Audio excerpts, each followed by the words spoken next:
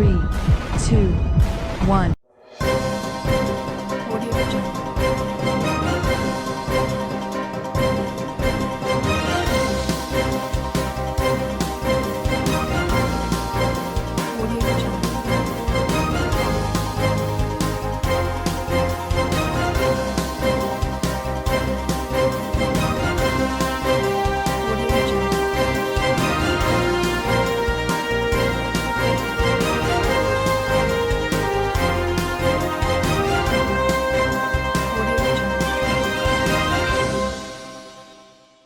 नमस्कार, मैं हूं नरेश राघानी और आप देख रहे हैं हॉराइजन न्यूज।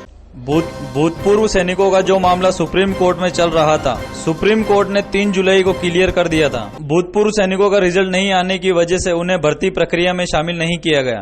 शिक्षा निर्देशालय ने 3 जुलाई से 11 जुलाई तक का आवंटन की प्रक्रिया ले ली है।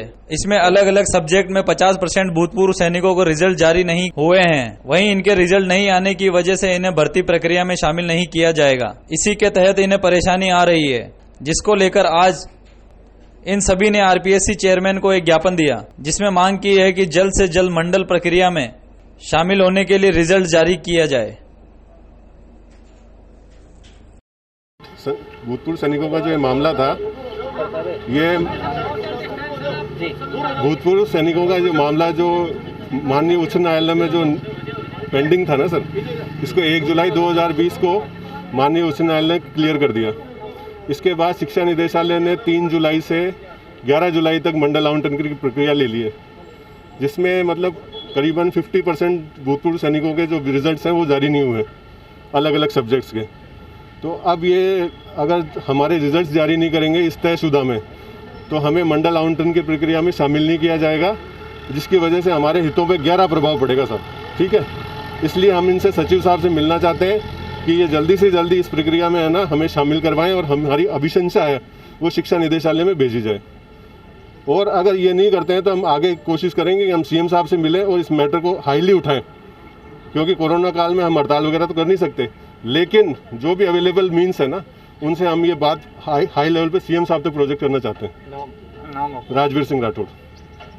भाई के लिए आए क्या है? सर, जैसा कि आप देख रहे हैं, हम सब वरिष्ठ अध्यापक भर्ती 2018 के भूतपूर्व सैनिक वर्ग के अभ्यर्थी हैं। हमारा सर अभी हमारी बीकानेर में और मंडल प्रोसेसिंग की प्रक्रिया शुरू हो गई है, तो यहाँ पे 11 तारीख को हमारी ज्वाइनिंग है, जबकि आरपीएससी ने अभी तक हमारे परिणाम भी जारी नहीं किए हैं। और इस चीज़ को लेकर सर पूरा भूतपूर्व सैनिक बहुत ही आहत है। हम आरपीएससी से, मुख्यमंत्री साहब से, सबसे उप मुख्यमंत्री साहब से, शिक्षा मंत्री साहब से निवेदन करते हैं कि हमारा जल्दी जल्दी परिणाम घोषित करवाकर हमारे को नियुक्ति प्रक्रिया में शामिल किया जाए। अभी हमारा डेलीगेशन अंदर जा मिल रहा है। आरपीएससी ने हमारे को आश्वासन दिया था कि 1 तारीख को जैसे हमारा कोर्ट का डिसीजन क्लियर हो गया था कि हम 24 घंटे में आपका परिणाम जारी कर देंगे, लेकिन आज 5 से 6 दिन हो गए हैं, लेकिन आरपीएससी की तरफ से कोई हरकत नहीं की गई है। हम सब यहाँ पे आए हैं, जैसा कि आप देख रहे हो, और हमारी सबसे निवेदन है कि हमारे परिणाम जारी करके हमारी अनुशंसा जल्दी से जल्दी माध्यमिक शिक्षा विभाग बीकानेर में भेज दी जाए। धन्यवाद। पंकज कविया, जयपुर। युवती के साथ बलात्कार कर ब्लैकमेल करने का मामला आया सामने। पीड़िता ने पुलिस कप्तान कुंवर राष्ट्रदीप से लगाई न्याय की गुहार। कृष्णगंज थाने क्षेत्र का है मामला। पीड़िता ने जानकारी देते हुए बताया कि ईदगाह कॉलोनी में रहती है, जहां उसकी बुआ के लड़के ने सद्दाम नामक व्यक्ति के साथ दुष्कर्म कराया और वारदात को अंजाम दिया और उसकी अश्लील वीडियो बनाकर उसे लगातार ब्लैकमेल कर रहा है। इस मामले में पीड़िता द्वारा कृष्णगंज थाने में शिकायत दी, लेकिन पुलिस ने अभी तक मुकदमा दर्ज नहीं किया।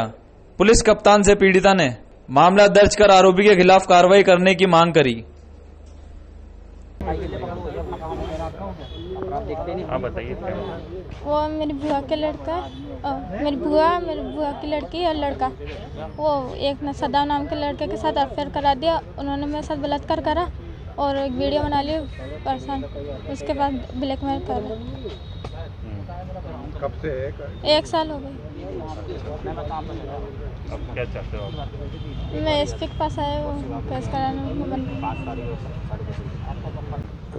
और अजमेर की रहने वाली है। ये मेरे पास अपने फादर के साथ आई थी। इसकी कोई बुआ है, गीसी नाम है, और इसकी बुआ की लड़की और लड़के ने इसको किसी सद्दाम नाम के लड़के से झूठे प्रेम जाल में फंसवा दिया। ये शादीशुदा थी। इसको कोई सीडी बनाकर लगातार ब्लैकमेल कर रहे हैं और इसका बलात्कार कर रहे हैं। अभी इसको 1 महीने पहले जब इसके पापा को पता चला, तब से इसका ससुराल भी छूट गया। थाने पे कृष्णगंज थाने गए थे 5 तारीख को, लेकिन कोई कार्रवाई नहीं हुई है। आज एसपी साहब के पास आई है मुकदमा दर्ज कराने के लिए। दिनेश राठौड़ एडवोकेट। इसमें मुलजिम है खुद सद्दाम, उसकी बुआ, जिस लड़की की बुआ का नाम है घीसी, और इसकी बुआ की लड़की, उसकी बच्ची का नाम है सुल्तान, और एक इसकी बच्चे उसका घीसी वाइफ ऑफ सुल्तान, उसका लड़का Bhuma daughter of son of Shri Sultan, और उसकी लड़की रजिया डॉटर ऑफ सुल्तान। ये 4 जने शामिल हैं। मुकदमा के लिए एसपी साहब के पास आए, कृष्ण थाना ने कार्रवाई नहीं की, इसलिए एसपी साहब के पास आए। मुख्यमंत्री अशोक गहलोत से वीडियो कॉन्फ्रेंस में कैप्टन अशोक तिवारी ने की चर्चा। अशोक तिवारी ने मुख्यमंत्री अशोक गहलोत को विश्वास दिलाया कि पूर्व सैनिक सरकार की मदद में हमेशा तैयार रहेंगे। आज चीफ मिनिस्टर साहब की जो वीडियो कॉन्फ्रेंसिंग की गई थी, उसका मकसद था कि जो हमारे एक्स सर्विसमैन हैं, पूर्व सैनिक हैं, उनका पार्टिसिपेशन कोरोना सजगता अभियान में किस तरह से हो, ये इसका मकसद था। और हमने इसमें उन्हें बताया कि अजमेर डिस्ट्रिक्ट के पूर्व सैनिक बहुत कमिटेड और अनुशासित हैं, और जिस तरह से भी उन्होंने पहले भी जब कोरोना शुरू हुआ था तो उसमें जो भी जिस प्रकार की भी आवश्यकता थी, सपोर्ट था, वो हमेशा आगे रहे हैं और आगे भी लॉ एनफोर्समेंट ड्यूटीज़, पुलिसिंग और security duties, administrative control duties, जहाँ भी हमें हमारी आवश्यकता पड़ेगी हम सदैव तत्पर रहेंगे। और हमने इस मौके पर राज्य सरकार और सभी अधिकारियों का भी शुक्रिया अदा किया कि सरकार ने एक बहुत ही अच्छा इंफ्रास्ट्रक्चर खड़ा किया है, और आज जनता में एक काफ़ी कॉन्फिडेंस और एक विश्वास है कि हाँ, हमारा राजस्थान सरकार ने कोरोना के साथ बहुत अच्छा फाइट किया है और आगे भी इसी तरह से मुहिम जारी है। जय हिंद। अजमेर के कलेक्टर रहे वी सुमन शर्मा को आज जिला प्रशासन की ओर से विदाई दी गई। कलेक्टर संभाग के अंदर आयोजित एक कार्यक्रम के दौरान अधिकारियों ने कलेक्टर शर्मा को पुष्प भेंट किए, वह साफा बंधवाकर उनका सम्मान किया। इस मौके पर नए कलेक्टर प्रकाश राजपुरोहित भी मौजूद रहे। कार्यक्रम में कलेक्टर वी सुमन शर्मा ने कहा, अजमेर जिले का कार्यकाल उनको हमेशा याद रहेगा। जिस तरह से जिला प्रशासन सहित जिले वासियों ने उनका जो सम्मान दिया है, उस सम्मान का आभार जताते हुए उन्होंने कहा कि कार्यकाल के दौरान मेरे द्वारा दी गई सेवाओं में उन्होंने अपना 100% देने की कोशिश की, और वे उम्मीद करते हैं कि जिले में जब कभी भी सेवा का मौका मिलेगा वह हमेशा तत्पर रहेंगे। सर, आज पेमेंट किया गया, किस तरह का कार्यकाल रह गया है? 1.5 साल का कार्यकाल जो रहा अजमेर जिला कलेक्टर के पद पे, उसका सफलतापूर्वक निर्वहन करने के पश्चात मैं यहाँ से आज कार्यमुक्त हो गया हूँ, और बहुत ही सुनहरा यहाँ पे समय रहा हमारा। पूरे कार्यकाल को हमने पूरी तरह से एंजॉय किया। सभी अधिकारियों का, जनप्रतिनिधियों का बहुत अच्छा सहयोग मिला। मुख्य रूप से जो यहाँ अजमेर जिसके लिए विख्यात है, उर्स मेला और पुष्कर मेला, वो काफ़ी अच्छे से हम लोगों ने, सभी टीम अजमेर ने जो उसमें कार्य किया। और अंत में जो कोरोना का समय आया, उसमें भी सभी अधिकारियों ने, जनप्रतिनिधियों ने और जो पूरी टीम थी, वार रूम था, बहुत अच्छा कार्य हुआ, और हमने कोरोना को यहाँ पे आउट ऑफ कंट्रोल नहीं होने दिया। काफ़ी अच्छी यहाँ से यादें मेरे जुड़े हुए हैं, और हमारे नए जो जिला कलेक्टर आ गए हैं, मैं उनको अपनी तरफ से शुभकामनाएं देता हूं, और उम्मीद करता हूं कि अजमेर में यहाँ से और भी अच्छा कार्य आने वाले समय में होगा। और इन्हीं आशाओं के साथ आप सभी मीडिया के बंधुओं को भी मैं धन्यवाद देता हूं कि बहुत अच्छा सहयोग रहा, और बहुत अच्छा आप लोगों के साथ हमारा समय रहा। आने वाले समय में भी जब भी मैं अजमेर आऊँगा, आप लोगों से मिलता रहूँगा। बहुत बहुत कोई प्रोजेक्ट जो आपने मिस किया हो, या लग रहा है कि ऐसा होना चाहिए था? जो एक प्रोजेक्ट है एलिवेटेड रोड का, जिसको भी मैं चाह रहा था कि प्रोजेक्ट कर दूँ। जब मैं आया था तो ये अजमेर का सबसे बड़ा स्मार्ट सिटी का प्रोजेक्ट है, कुछ भी काम नहीं हुआ था, एक भी पिलर नहीं दिख रहा था। आज करीब 40% से ज़्यादा काम हो गया, और मुझे लगता है विदिन 1 ईयर, और अगर हम थोड़ा और जल्दी करें तो 10 महीने के अंदर वो तैयार हो सकता है। ये मेरा ड्रीम था कि मैं उसको प्रोजेक्ट को पूरा कर सकूं, पर अपने तरफ से जितना भी तेज़ी ला सकता था काम को मैंने तेज़ी से करवाने की कोशिश की, परंतु वो पूरा नहीं हो सका। तो उम्मीद करता हूं कि आने वाले जिला कलेक्टर काफ़ी अच्छे हैं, और उनके दिशा निर्देशों में ये सारे जो भी अधूरे प्रोजेक्ट्स हैं वो पूरे हो जाएंगे। कोरोना संक्रमण के बचाव के लिए अदालत में जागरूकता अभियान के तहत हुआ रोग प्रतिरोधक काढ़े का वितरण। कोर्ट परिसर में काढ़ा वितरण का आयोजन किया गया। जिला एवं सत्र न्यायालय अजमेर में आज जागरूकता अभियान के तहत कोविड-19 के संक्रमण को रोकने के लिए चलाए जा रहे जागरूकता अभियान के तहत आज अदालत परिसर में जिला विधिक सेवा प्राधिकरण के सचिव शक्ति सिंह शेखावत, मुख्य न्यायिक मजिस्ट्रेट भरत भूषण शर्मा ने कोर्ट परिसर में दौरा कर जन जागरूकता के तहत लोगों को समझाइश कर कि अदालत परिसर में मास्क अनिवार्य रूप से लगाएं, वह सोशल डिस्टेंसिंग की पालना करने, सैनिटाइजर का प्रयोग करने, नियमित रूप से साबुन व पानी से हाथ धोने इत्यादि के लिए घूमकर प्रेरित किया गया। लोक अभियोजक विवेक पाराशर ने बताया कि रोग प्रतिरोधक आयुर्वेदिक काढ़े का वितरण किया गया। आज जिला एवं सत्र न्यायालय अजमेर की अदालत के अंदर जो जन जागरूकता अभियान चल रहा है, कोविड-19 संक्रमण को लेकर अदालत के सभी लोग जो है बहुत ही मुस्तैद हैं और उसके तहत लगातार जन जागृति कार्यक्रम आयोजित किया जा रहा है। मास्कों का वितरण किया जा रहा है, जगह जगह जागरूकता के पोस्टर लगाए गए हैं। उसके साथ ही आज यूनानी और आयुर्वेदिक चिकित्सालय के जो राजकीय विशेषज्ञ चिकित्सक हैं उनकी पूरी टीम आज यहाँ पर आई है और यहाँ पर आकर उन्होंने एक ह्यूमिनिटी रोग प्रतिरोधक क्षमता बढ़ाने का काढ़ा जो है उसका वितरण किया गया है। उसके साथ ही आयुर्वेदिक दवाइयाँ और एक आयुर्वेदिक वटी है उसका वितरण किया जा रहा है और मास्क का भी वितरण किया जा रहा है।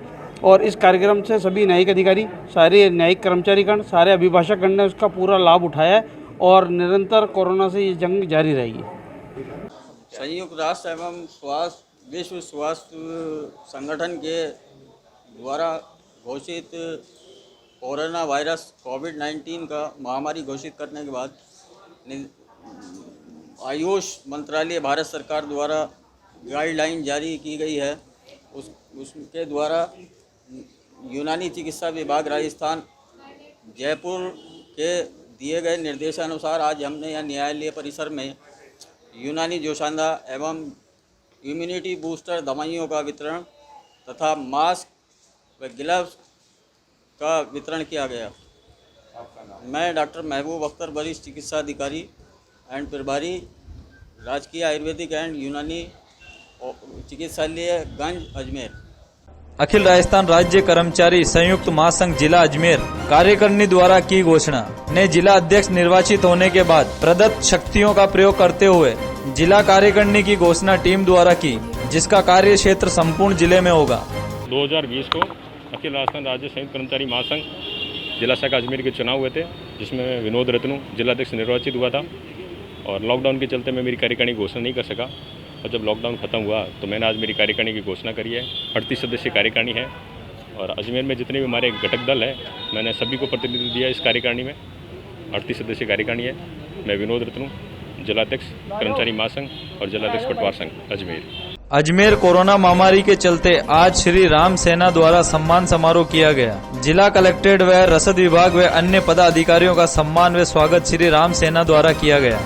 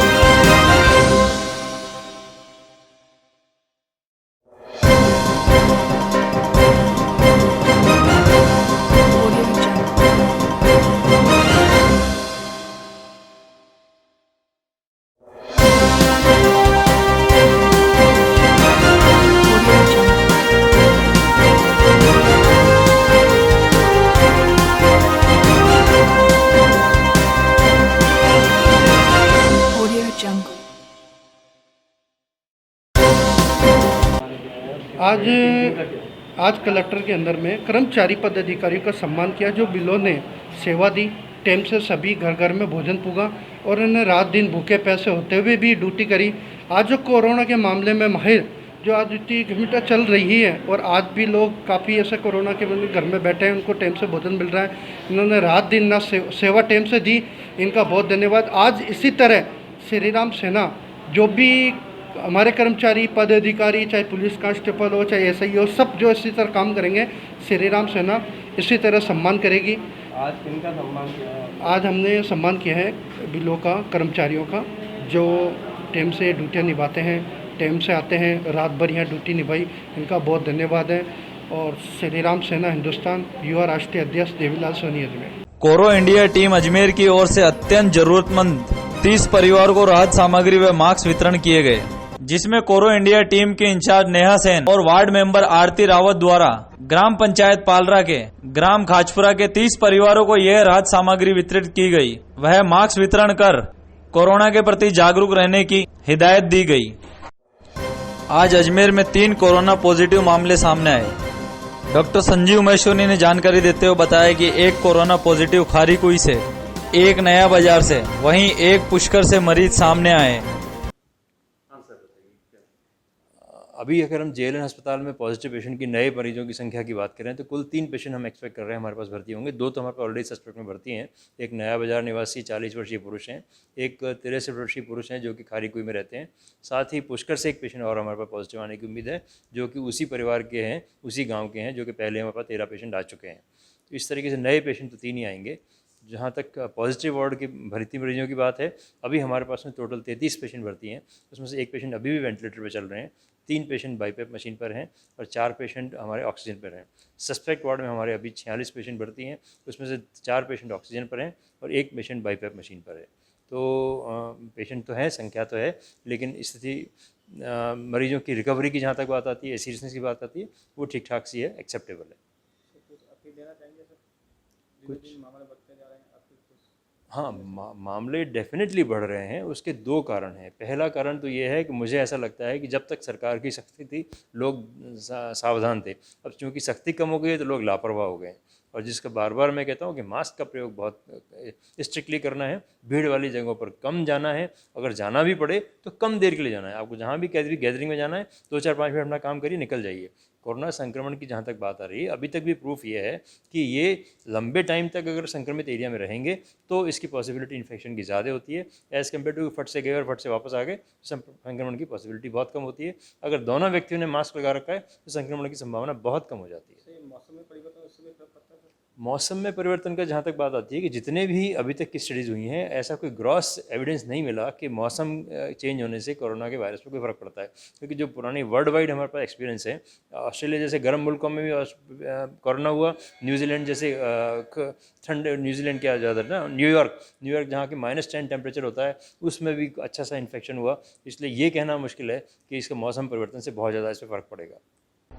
पड़ोसी द्वारा परेशान करने व लड़ाई झगड़े करने को लेकर क्लॉक टावर थाना द्वारा कार्रवाई न होने पर पुलिस अधीक्षक के समक्ष लगाई गुहार।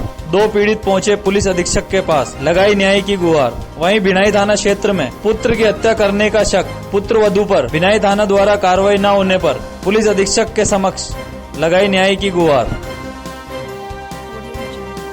बताइए किस लिए आए आप यहाँ पर, किस चीज़ की समस्या को लेकर ज्ञापन दिया है? हमने इसी समस्या ये है हमारी कि लेटरिन बाथरूम नहीं बनाने दे रहा है, ना सुपरमैन को आने दे रहा है, ना हमारे को मेटल दावे हम उन्हें आने देता है, बजरी ईंटें किसी को नहीं घुसने देता अंदर, सुपरमैन तक को नहीं आने देता। और हमारा अल्लाह रखा बिल्डिंग स्टेशन रोड। आपकी पर्सनल है या आपकी निजी? नहीं, हमारा कब्जा है।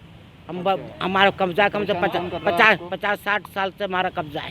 वो इमरान अल्लाह रखा और शादाब तो आपको परेशान कर रहे हैं? जी, पड़ोसी है? पड़ोसी हैं हमारे। कह रहे हैं कि सब बनाओ मत या बनाओ मत। आपने इसके बारे में कोई मुकदमा? जी हाँ, क्लॉक टावर में भी दी, एसपी साहब के भी दी। क्लॉक टावर में मुकदमा दर्ज कराया? जी हाँ कराया है, हमारे पास एप्लीकेशन है, दे दी। कुछ कहा आपको क्लॉक टावर? हाँ कहा कि साहब अब क्या करें, हम आपको ही बंद करेंगे, उनको ही बंद करेंगे। तो हमने तो कोई सुनवाई नहीं हुई? नहीं, कुछ सुनवाई नहीं है। आए आप एसपी साहब के पास। एसपी साहब ने किस तरह का आश्वासन दिया आपको? नहीं, हमारे को बहुत अच्छा, हमारे को दिलासा दिया है और बहुत हमारे पक्ष में बोले और कहा कि आप निर्माण करो। ठीक है, आपका नाम बताइए। नौशाबा खातून। अच्छा, हमने 1 अप्रैल को मतलब भिनाई थाने में रिपोर्ट दी थी, उसका मतलब अभी तक कोई सुनाई नहीं हुई और हमारे मतलब बच्चा एक्सपायर हो गया, उस मर्डर किया गया। उसके लिए मैंने 3 दफ़ा 4 दफ़ा गए था, ओके हाँ कार्रवाई और यहाँ कार्रवाई और कोई कार्रवाई नहीं हुई, अभी तक कोई कार्रवाई नहीं। एसपी साहब के पास गए अभी, तो उन्होंने कहा कि क्या तुम्हारे पास क्या सबूत है? कोई सबूत नहीं। कौन सा सबूत है? तो हमने सब फोटो वगैरह खिंचवा करके लेके दिए दो, तो मरने के बाद में सब हो जाती है, ऐसी होती है। कौन सा थाना है, कहाँ का मामला है? बिना मैं रहने वाला चापानेरी गाँव, बिना थाने में रिपोर्ट की है। उसके बाद में अभी मरने वाले का नाम अशोक का था। मतलब हाँ, क्या कारण था, किसने मारा था, कौन है मारने वाला? वो मतलब उसकी जैसे कि मतलब 28 तारीख को हम 29 तारीख को सुबह 1 बजे हम 9 बजे वहाँ गए थे, तो हमारी बहू ने कहा कि मतलब आपका लड़का कहाँ है? तो मतलब हमारे छोटे वाले बच्चों का तुम आओ जो बच्चों को संभाले ढूंढने के।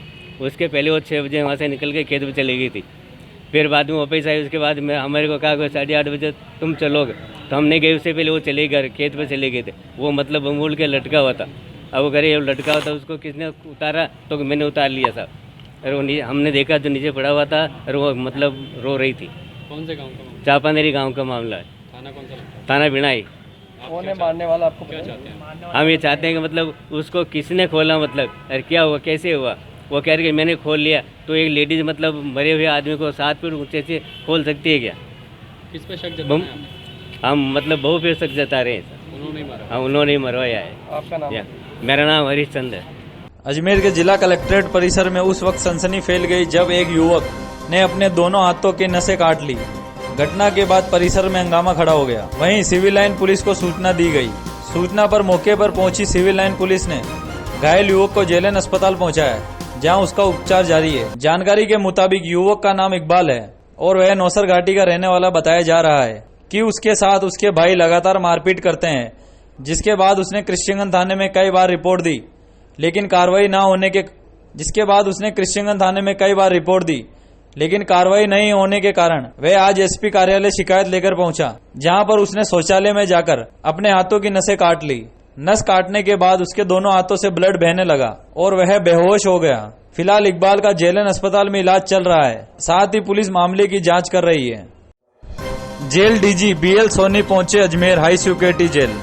पुलिस कप्तान कुंवर राष्ट्रदीप अतिरिक्त पुलिस अधीक्षक सुरेंद्र कुमार भाटी ने किया बीएल सोनी का किया अभिनंदन। गार्ड ऑफ ऑनर के बाद सभी अधिकारी कर रहे हैं जेल का निरीक्षण। जेल डीजी बीएल सोनी का अजमेर हाई सिक्योरिटी जेल के बाद प्रतापगढ़ जाने का है कार्यक्रम। इन सब बातों के बारे में मैंने जानकारी ली और हमारा ये प्रयास रहेगा कि जेलों से आपराधिक गतिविधियां बिल्कुल बंद हों। अगर किसी भी प्रकार से जेलों से मोबाइल का प्रयोग करके या किसी तरह से अपनी गैंग चलाने का काम अगर करते हैं तो उनको सख्ती से निपटना, उनको अंदर शिकंजे में बंद रखना और उनका कम्युनिकेशन चैनल बाहर के क्रिमिनल वर्ल्ड से तोड़ना, ये हमारा प्रयास रहेगा। सर, जिस तरह से हाई सिक्योरिटी जेल का निर्माण हुआ था पिछले दिनों, वो इसीलिए हुआ था कि भाई अन्य जेलों से इनकी सुरक्षा ज़्यादा बेटर हो, पर यहाँ पे भी जिस तरह से लगातार मोबाइल और इस तरह की घटना होती थी, उसको किस तरह से? घटनाओं में बहुत ही कमी आई है। मैंने रिव्यू किया था, घटनाओं में बहुत कमी आई है। देखिए, अंदर एक पूरा एक जीवंत परिसर चलता है। अगर अंदर 100 लोग हैं तो 100 लोगों के लिए भोजन व्यवस्था है, 100 लोगों के लिए कपड़े की व्यवस्था है, नहाने की धोने की व्यवस्था है, उनके कपड़े धुलने की व्यवस्था है, मेडिकल की व्यवस्था है। 100 लोग अगर कहीं पर भी रहते हैं तो उनके पूरा जीवन को सुचारू रूप से चलाने के लिए बहुत बड़ी व्यवस्थाएं की आवश्यकता होती है। तो उन सब व्यवस्थाओं के बीच में कहीं संभावना रहती है कि कोई गलत चीज़ चली जाए, बट हमारे अधिकारी सारे बहुत सचेत हैं। बाहर की पेरिफेरी आरएसी गार्ड कर रही है, अंदर हमारे जेल विभाग के अधिकारी कर्मचारी गार्ड कर रहे हैं और जो मैंने देखा काफ़ी संतोषजनक व्यवस्था है और भी हम इसको सुदृढ़ करेंगे। और एक तरफ तो ये प्रयास रहेगा कि ये आपराधिक गतिविधियों का संचालन यहाँ से नहीं कर पाएँ, दूसरा मानवीय दृष्टिकोण से ये भी प्रयास रहेगा कि ये लोग सुधरें और जब वापस समाज में जाएं तो एक सामान्य नागरिक होकर जाएं, जिससे कि जो एक अवधारणा है कि जेल में एक सुधारात्मक, जेल को एक सुधारात्मक संस्था है जो कि लोगों के जो यहाँ आए हैं वो अपना आपराधिक पृष्ठभूमि को भूलें और सुधार लाएं अपने आप में और एक बेहतर जीवन वापस जीने के लिए समाज में वापस प्रवेश करने के लिए जाएं। तो हमारा पूरा प्रयास रहेगा कि इनको पूरा मौका दें हम अंदर, जिससे कि ये एक बेहतर इंसान बन सके। उसमें हम पूरा सहयोग इनका करेंगे, जो भी इसमें सामाजिक संस्थाएं उनका भी सहयोग लेंगे और प्रयास करेंगे कि ये मोबाइल पर अंकुश लगाने के लिए कैमरा की व्यवस्था की जाती है। जैमर भी लगे हैं, बट देखिए ये एक ऐसी टेक्नोलॉजी है जो हर दिन बढ़ती है, 2G से 3G, 3G से 4G, 4G से 5G, तो वो भी व्यवस्था करेंगे। इसके अलावा फिजिकल बैरियर्स भी लगाएंगे, वहाँ पर बार बार चेकिंग करेंगे और जो भी हम सुरक्षा के उपाय कर सकते हैं सारे करेंगे। अजमेर के नए कलेक्टर प्रकाश राजपुरोहित ने पदभार ग्रहण करने के साथ ही अपना कार्य भी शुरू कर दिया। कलेक्टर राजपुरोहित ने कल रात 8 बजे पदभार ग्रहण किया था, जिसके बाद वे सीधे संभाग के सबसे बड़े जेएलएन अस्पताल पहुंचे। वहां पहुंचकर राजपुरोहित ने अस्पताल के विभिन्न विभागों में जाकर व्यवस्थाओं का जायजा लिया, साथ ही भर्ती मरीजों से बातचीत की। राजपुरोहित ने स्पष्ट कर दिया है कि वे सबसे पहले कोरोना महामारी पर प्रभावी नियंत्रण को लेकर कार्य करेंगे, जिसको लेकर अस्पताल प्रशासन से चर्चा की जा रही है। कलेक्टर ने अस्पताल प्रशासन में कोरोना महामारी सहित जो संक्रमित मरीज है उनको उचित इलाज व उनके रहने खाने की उचित व्यवस्था को लेकर दिशा निर्देश दिए। राजपुरोहित ने कहा है कि जिले के अंदर विकास कार्य चल रहे हैं, उनमें गति लाई जाएगी। वह सभी विभागों के अधिकारियों के साथ बैठकर समस्या का समाधान निकाला जाएगा।